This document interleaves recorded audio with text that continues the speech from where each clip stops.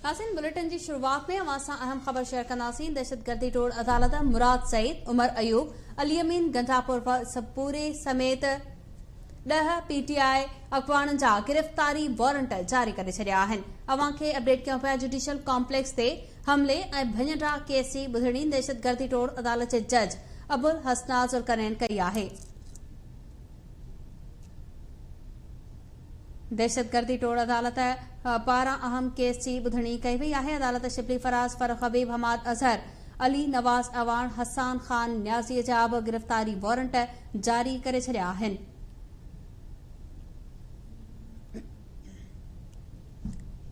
ख़बर अवां खे ॾियूं पिया। दहशतगर्दी टोड़ अदालत मुराद सईद, उमर अयूब, अली अमीन गंडापुर समेत 10 पीटीआई अगवाणनि जा गिरफ़्तारी वारंट जारी करे छॾिया आहिनि।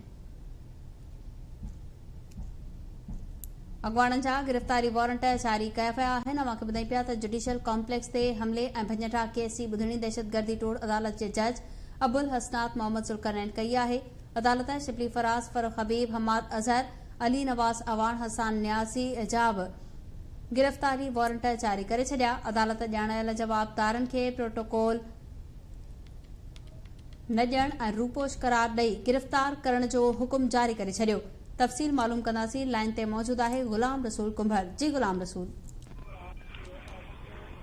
जी, दहशतगर्दी के खात्मे वाली अदालत मुराद सईद, उमर अयूब, अली अमीन गंडापुर समेत पीटीआई जे 10 रहनुमान जा दायमी वारंट गिरफ़्तारी जारी करे छॾिया आहिनि। जुडिशियल कॉम्प्लेक्स हमले केस में दहशतगर्दी के खात्मे वाली अदालत जे जज अबुल हसनात मोहम्मद ज़ुल्करनैन ॿुधणी कई। जिन अगवाणनि जा वारंट गिरफ़्तारी जारी कया विया आहिनि उन्हनि में मुराद सईद, उमर अयूब खान, अली अमीन गंडापुर, शिबली फराज, फरूख हबीब, हमाद अजहर, अली नवाज अवान, हसान खान न्याज़ी ऐं उमर सुल्तान कर्नल आसिम शामिल आहिनि। अदालत तलब करण बावजूद मुसलसल गैर हाज़िरी ते दायमी वारंट गिरफ़्तारी जारी कया।